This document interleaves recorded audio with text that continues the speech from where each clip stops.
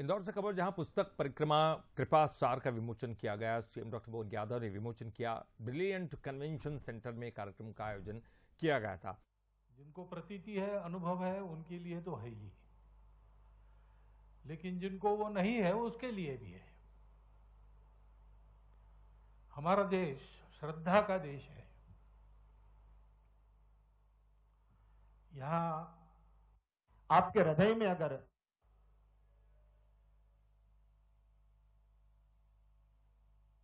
धन्यवाद महामंडलेश्वर जी। अब वह पल आ गया है जब हमें परम पूजनीय सरसंघ चालक श्रद्धेय डॉक्टर मोहन भागवत जी के आशीर्वचन सुनने का सौभाग्य प्राप्त होगा।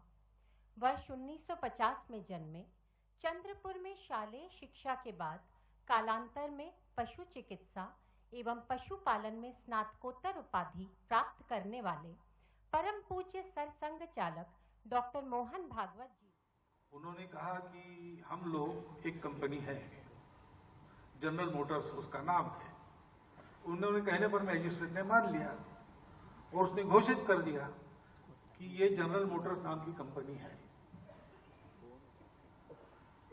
जनरल मोटर्स नाम की कंपनी ऐसा अस्तित्व है ही नहीं।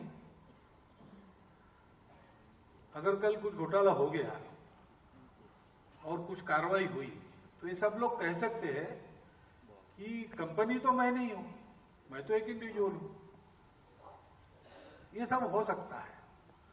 वास्तव में जनरल मोटर्स नाम की कंपनी का अस्तित्व नहीं है।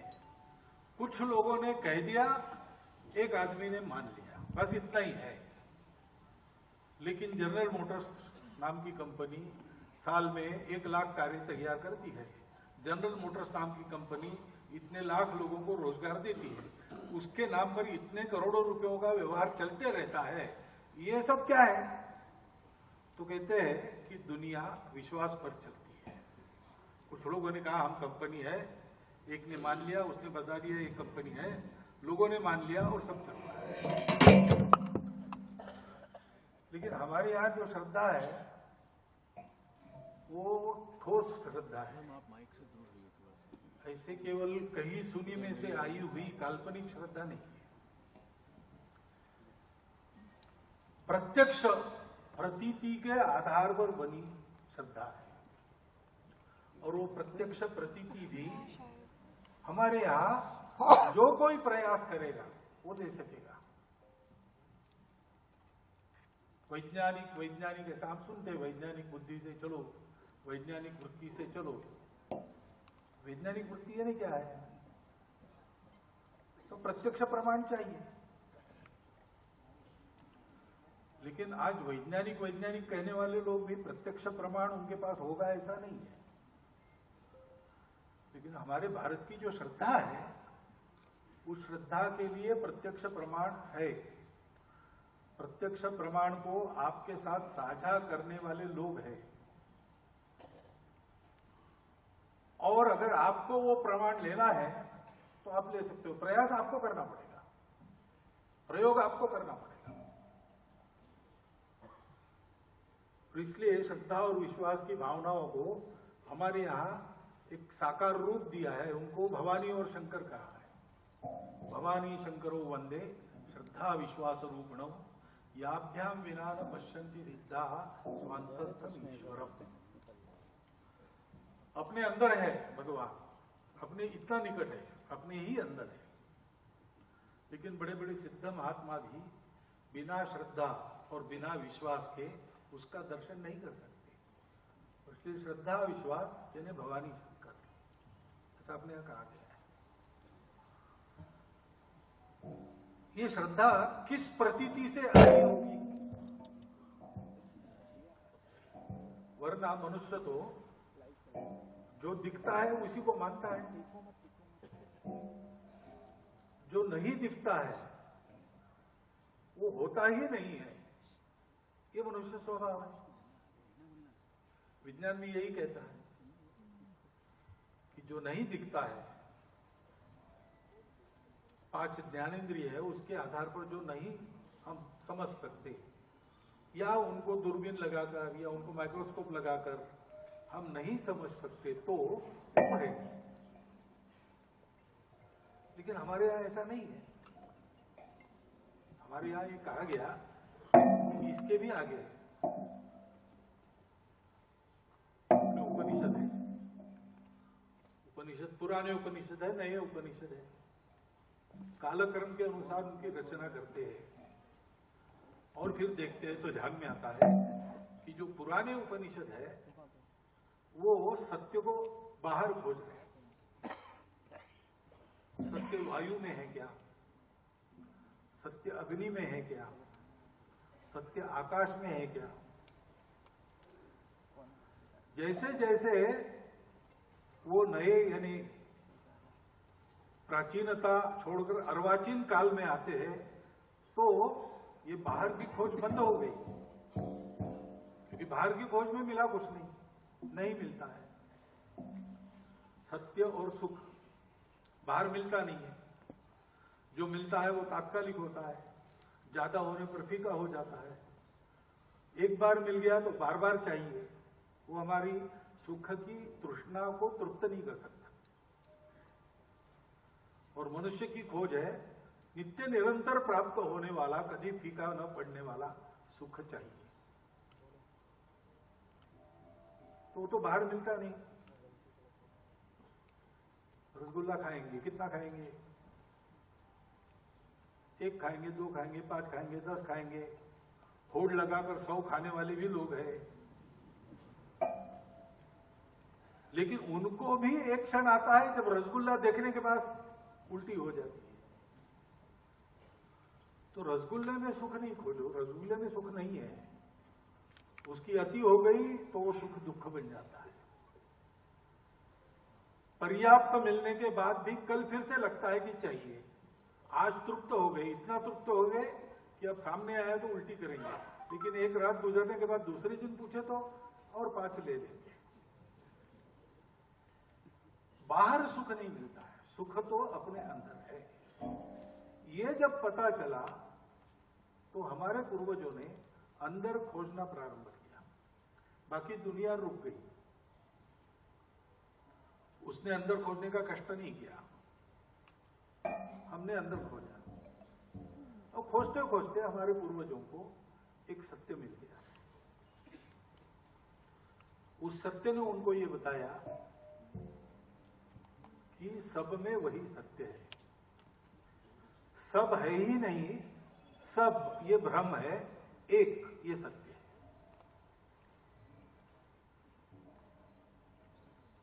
सर्वत्र सब रूपों में, सब रंगों में, सब नामों में वो एक ही है। रंग रूप नाम वगैरह विविधता ये मिथ्या है, यानी कुछ देर चलती है, उसमें से जाना पड़ता है।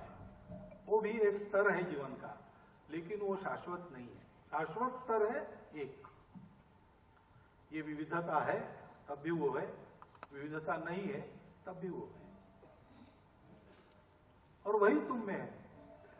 तुम जो समझते हो कि मैं हूं, तुम नहीं हो, वो है। तुमने मान लिया कि मैं हूं, इसलिए जब तक तुम मानते हो तुम हो, तब और भी है। और मैं और बाकी, इस भ्रम में से तुमको जाना पड़ेगा, उसको पार करना पड़ेगा, तभी तुम समझोगे कि तुम नहीं हो, वही है। दुनिया में झगड़े होते हैं ना, भगवान एक है कि अनेक है। हमारे दार्शनिक कहते हैं एक अनेक के झगड़े में क्या पड़ते हो, वही भगवान ही है, दूसरा कुछ है ही नहीं। तब सब झगड़े व्यर्थ हो जाते। क्योंकि ये जब हमारे पूर्वजों को पता चला तो उनको पता चला कि सब अपना ही है, सब में मैं हूं और मेरे में सब है। इसलिए हमारा जीवन कैसा है, वो सबको अपना मानकर चलता है। अब अपनेपन से सबका व्यवहार होता है क्या? नहीं होता है। जब तक हम मैं और मेरे के भ्रम में हैं, तब तक फिर वो और उसका ये भी है, मैं और मेरा, वो और उसका, इसका झगड़ा कभी न कभी होना अनिवार्य है। इसलिए दुनिया में संघर्ष चलते हैं। मैं हूं तो मैं बढ़ता हूं, दूसरे हैं उनकी परवाह नहीं करता हूं, क्योंकि मुझे ये बोध है, अभी मैं आपके सामने बोल रहा हूं, बोध है, मैं बोल रहा हूं। आपको ये बोध नहीं हो रहा है कि मैं बोल रहा हूं, आपको बोध रहा है हम सुन रहे हैं, यानी मैं सुन रहा हूं। तो हमारे सबके बोध अलग अलग है, तो हमारे सबके स्वार्थ भी अलग अलग है।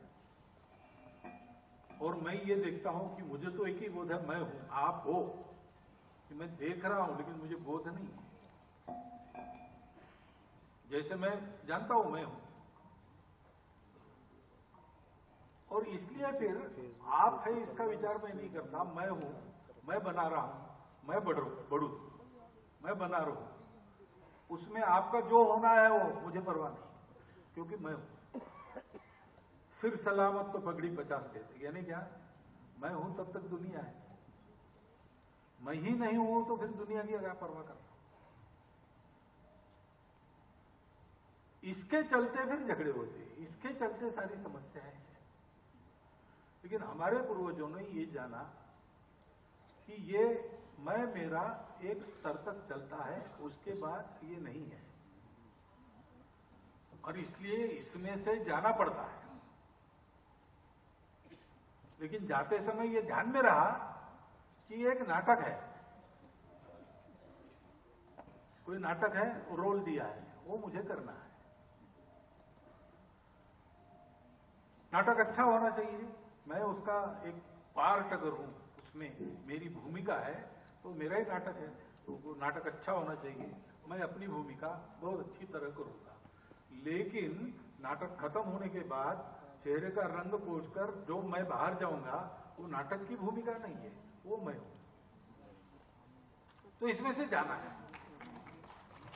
जाना है, इसमें फंसना नहीं,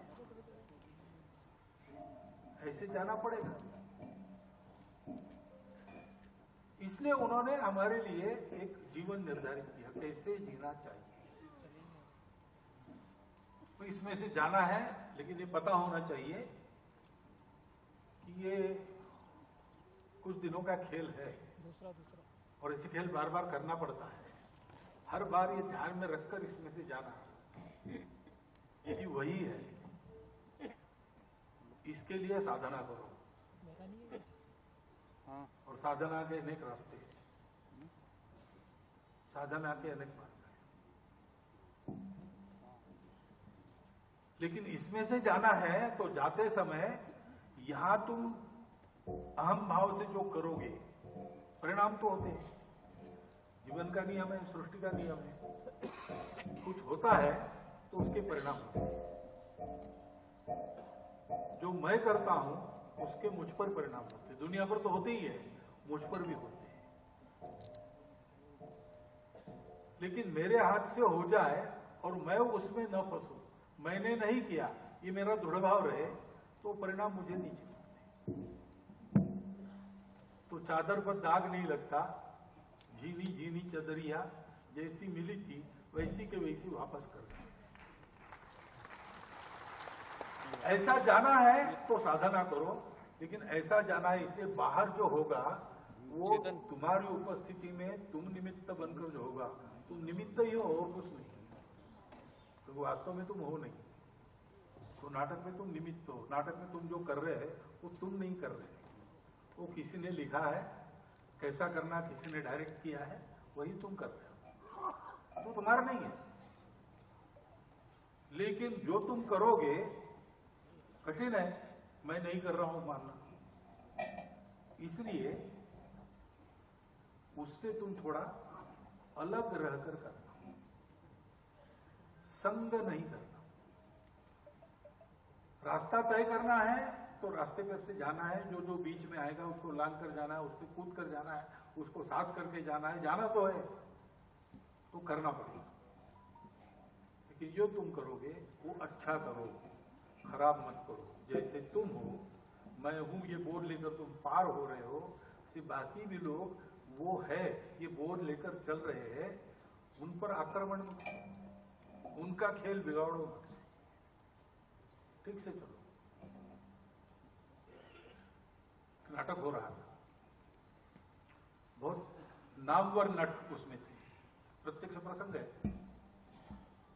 मैं गया था और विद्यार्थी था, बहुत अच्छा नाटक था, संभाजी महाराज के जीवन पर था। इथे ओशाळाला मृत्यू ऐसा नाम था उसका। तो उसमें प्रसंग है कि औरंगजेब अपने सरदारों को डांटता है कि तुम लोगों में कुवत नहीं है इनसे लड़ने की, क्योंकि ये गुण वर्णन करता है, ये लोग ऐसे हैं, इनसे तुम पार नहीं पा सकते, और खूब क्रोधित होकर डांटता है। ऐसा प्रसंग है। अब नाटक की भूमिका में भी शायद उस दिन औरंगजेब की भूमिका करने वाले जो प्रसिद्ध थे, वो शायद अपनी जो इस दुनिया की असली पहचान है, जो नाम है उनका, जो जीवन है, वो शायद थोड़ा सा याद रखे थे, भूले नहीं थे। पूरा औरंगजेब होकर काम शायद नहीं कर रहे होंगे, पता नहीं क्या है। तो डांटते डांटते औरंगजेब ने सरदारों को कह दिया, गेट आउट, तुम बाहर जाओ। अब औरंगजेब ने अंग्रेजी में गेट आउट कहा। लोग हंसे लेकिन भूल गए, क्योंकि इतने महान अभिनेता थे कि चलो ऐसा दाग लगने से उनको नजर नहीं लगी किसी की, यही हो गया, इतना अच्छा अभिनय करते। ठीक है, वो प्रसंग आएगा, लेकिन बाद में नाटक समाप्त हो गया। हम 3-4 मित्र थे कॉलेज के, जाने के पहले कॉफी पी के जाना, इसलिए सामने एक होटल है उसमें गए। वहां हमने देखा कि वो और संभाजी का काम करने वाले 3-4 मिनट वहां बैठे थे, कॉफी सामने पड़ी थी और ये रो रहे थे। ये मेरे से गलती कैसे होगी? कैसे करना? तन्मयता से करना। गीता में कहा है, सत्ता कर्मण्य विद्वांसो, कर्म में सख्त होकर जुड़कर करने वाले अविद्वांस या न जानने वाले लोग जैसे करते हैं, जानने वाला भी वैसे ही करता हुआ दिखता है, लेकिन वो जुड़ा हुआ नहीं। अभी कितनी कठिन बात है, लेकिन ये सहज हमारे लिए करने का वातावरण हमको हमारे आध्यात्मिक महापुरुषों ने दिया। मैंने कहा ना, अनेक मार्ग होते साधना के, तो एक ज्ञानेश्वर महाराज ने वर्णन किया है कि एक रास्ता ऐसा होता है कि पंछी झाप एकदम उड़कर जो चाहिए उस पर झाप देकर उसको पकड़ के ले लेता है, एक झाप में काम हो जाता है। ऐसे कुछ लोग होते हैं, वो उस प्रकार सीधा वहीं जाते हैं। शंकराचार्य जैसे हो गए, बचपन में ही सारे मोह त्याग कर निकले, श्रेय को प्राप्त कर लिया। लेकिन कुछ लोगों का यह सामर्थ्य नहीं होता। तो बिल्कुल सामान्य व्यक्ति का मार्ग कैसे है? जैसे चींटी चलती है, छोटे छोटे कदमों से जाती है, उसी फल को खाने के लिए जाती है, जिसको पंछी एक झाप मारकर उसका रस चूस लेता है। ये चलकर जाती है, धीरे धीरे कब पहुंचती है पता नहीं, लेकिन पहुंचती है और अपने छोटे से मुंह से जितना मुंह में आता है उतना रस चूसते रहती है। इसको पिपीली का मार्ग कहते हैं। सब प्रकार के लोग हैं दुनिया में, तो सबके लिए रास्ते हैं और उन सब की मान्यता है। इसमें छोटा बड़ा नहीं है, इसमें छोटा बड़ा नहीं है। बस अपने रास्ते को पहचान पर उस पर आप कैसे लगे हो, इसी की बात रहती है। और इसलिए कभी कभी उत्तम रास्ते को मनोयोग से करने वालों को भी जो नहीं प्राप्त होता है, वो सामान्य लोगों को उनके ये चीटी वाले कदम से मिलता है। वो है ना, शेष महेश गुणेश दिनेश सुरेश उजाओ निरंतर ध्यावई, जाहि अनादि अनंत अखंड अछेद अभेद सुवेद बतावई, नारद से शुक व्यास रटे पछी हारी थके, पुनि पार न पावई, ताई अहीर की छोहरिया छछिया भरी छाछ पे नाच नचावई। तो हमारे पूर्वजों के उपकार है कि हम सबके लिए उन्होंने ये द्वार खोल दिया है। और इसलिए ये भाव बल अगर मन में है तो ये सुलभ है। ये सारा जो मैं क्या कर रहा हूं शायद मुझे भी समझ में आया कितना पता नहीं, प्रतीति तो बिल्कुल है नहीं, लेकिन ये समझ में न आने वाली बातें भी नर्मदा किनारे पर जाकर बैठो, जैसा स्वामी जी ने कहा, बस एकाग्र होके देखो नर्मदा जी का दर्शन करो। तो आज इस नाटक वाली दुनिया से अलग होकर अपने असली स्व में आ जाते हो। क्षण भर क्यों न हो, ये प्रतीति हर बार आती है, लेकिन वो भक्ति चाहिए, वो भाव चाहिए। नर्मदा का पानी है ना हाइड्रोजन ऑक्साइड है, ऐसा जिनका पक्का मत है उनके लिए नहीं, उनके लिए नहीं, क्योंकि भाव ही परमेश्वर है, भाव ही सत्य है, बोध ही सत्य है। हम है या नहीं क्या है, हमको लगता है मैं हूं इसलिए मैं हूं, तो विचार नहीं है, अंदर से स्फुरण है। सो जाते हैं, गहरी नींद सो जाते हैं, तब शरीर तो सोता ही है, मन भी बुद्धि भी सो गई है, सब स्वप्न भी नहीं आता। लेकिन जगने के बाद हम कहते हैं आज मस्त नींद आ गई। और किसको आ गई? तुम तो थे ही नहीं, तुम्हारा शरीर भी मर गया था, मन भी मर गया था, बुद्धि भी मर गई। जो गहरी नींद आई वो किसको आई? वो जो है वो बोध है, वही हमारा स्वरूप है। और अपने इस बोध का बोध कराने वाली नर्मदा मैया है।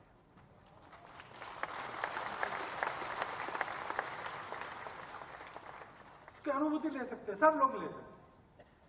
वो मैया है, वो योग्यता नहीं देखती।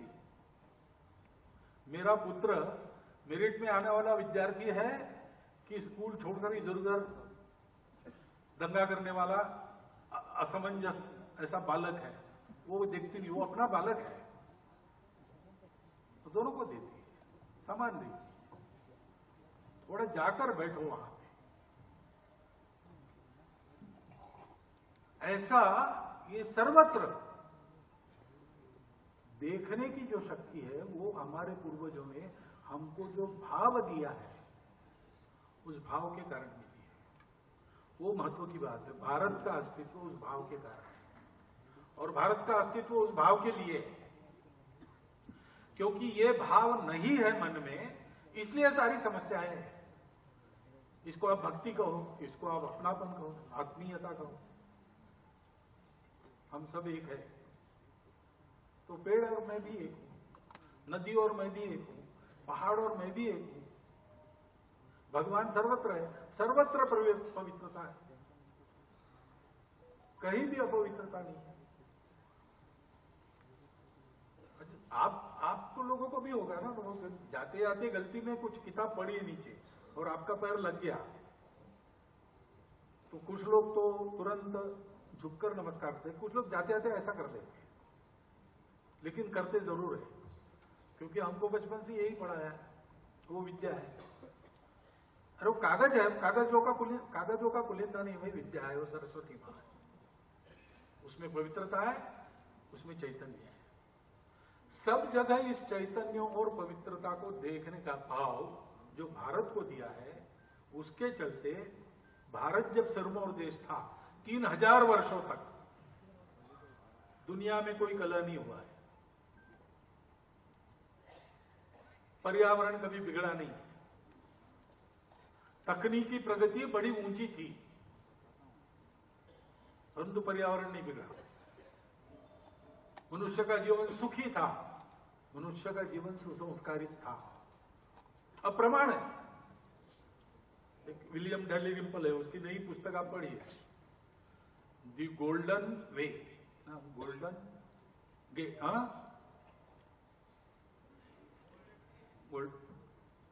नहीं, दूसरा कुछ है। भारत का ये जो प्रभाव था सारी दुनिया पर, वो कैसे आया, उसका उसने अभ्यास पूर्वक सारे सबूत वगैरह देकर वर्णन किया है। हमने विश्व का नेतृत्व किया, किसी देश को जीता नहीं, किसी का व्यापार हमने दबाया नहीं, किसी को बदला नहीं, कन्वर्ट नहीं किया। जहां गए वहां हमने सभ्यता दी, वहां हमने ज्ञान दिया, शास्त्र सिखाए, जीवन को उन्नत किया। प्रत्येक राष्ट्र की अपनी पहचान थी, सब थी, लेकिन आपस में एक सुसंवाद चलता था। वो आज नहीं है। मनुष्य के हाथ में इतना ज्ञान आ गया है कि बहुत सी बातें वो प्रत्यक्ष करता है जो पहले प्रत्यक्ष नहीं कर सकते थे। तो ऐसा होने के बाद भी ज्ञान विज्ञान बढ़ा, लेकिन संहार भी बढ़ा। तथाकथित विकास हुआ, लेकिन पर्यावरण भी बिगड़ा।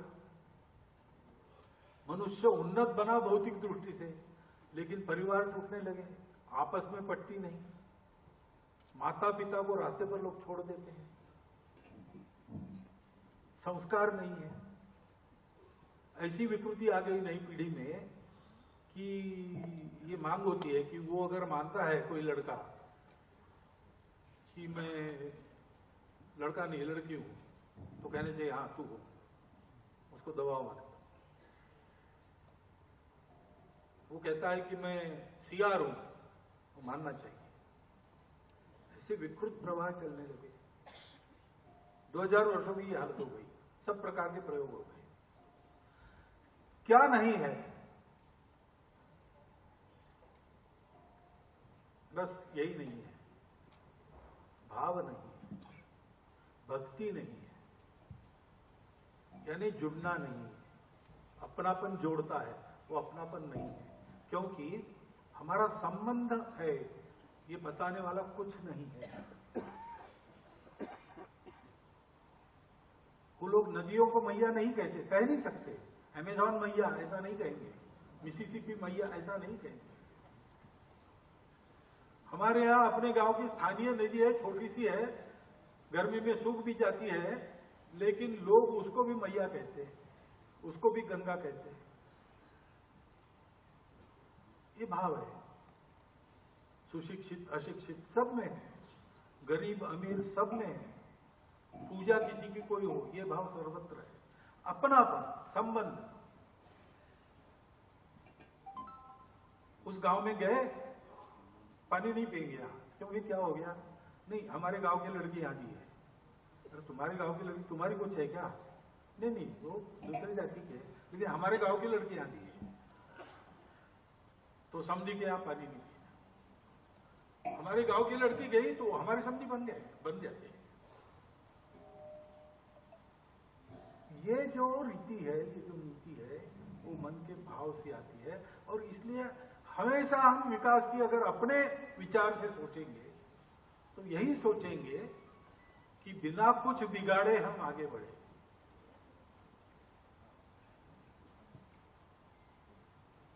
तथागत ने कहा है, सब पापस्स अकरणम कुशलस्स उपसंपदा सच्चित्त परियोदपनम एते बुद्धानुशासन। कोई पाप करो मत। पाप क्या है? पर पीड़ा पाप है। पापाय पर पीड़नम, दूसरों को दुख देना पाप है।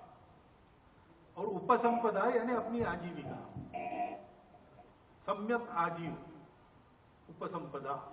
कुशलस्स, कुशलता क्या है कि हमको तो जीना है, हम जिएंगे, भरपूर जिएंगे, अच्छा जिएंगे, लेकिन दूसरों को धक्का लगाए बिना जिएंगे। उसके लिए अगर हमको कुछ संयम करना पड़े, अपनी कुछ बातों में अपने आप को रोकना पड़े, तो हम वो करेंगे। इसी को धर्म कहते हैं। धर्म होता है यानी कैसे होता है? शिबी राणा की कथा आपको पता है।